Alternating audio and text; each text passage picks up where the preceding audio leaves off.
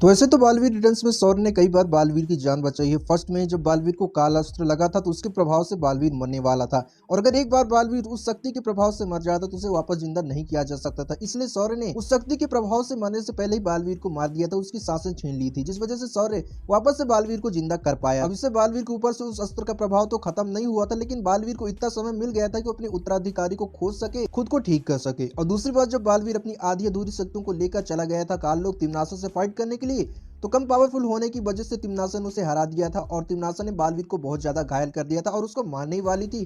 तभी सौर्य ने आकर बालवीर को बचा लिया था और बालवीर को बचाकर ले गया था। इसके साथ साथ जब अंतिम युद्ध में नकाबपोश, विवान और अनन्या सर्वकाल के पास जा रहे थे तो उनका रास्ता ही खत्म हो गया था। सर्वकाल के पास जाने का रास्ता खत्म हो गया था और वहां लावा आ गया था।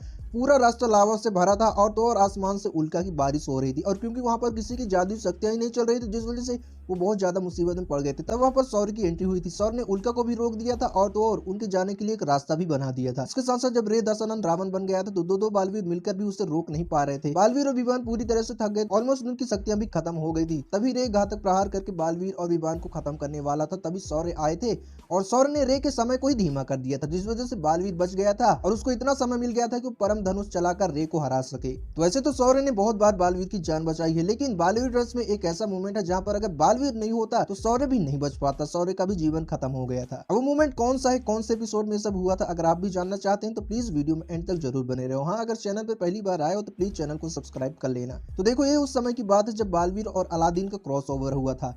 तिम्नासा ने जीनू को अपने वश में करके बगदाद से सीधा काललोक ले आई थी और उसकी मदद से उसने समय मणियों को हासिल करने की कोशिश की थी।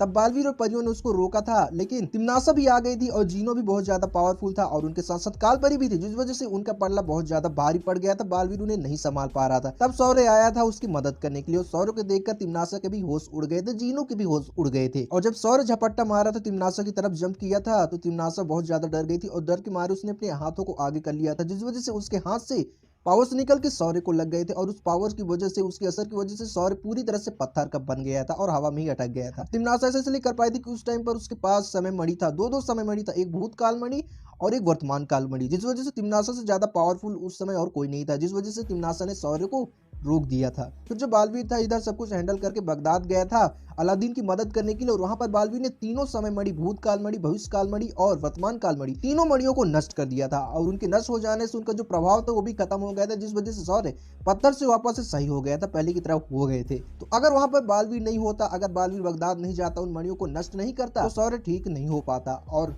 बालवीर के अलावा और कोई दूसरा एक काम कर भी नहीं सकता था। इसलिए उस टाइम पर बालवीर ने सौर्य को बचाया था। सौर्य के साथ साथ तीनों कालों को भी बचाया था, भूतकाल को भी बचाया था,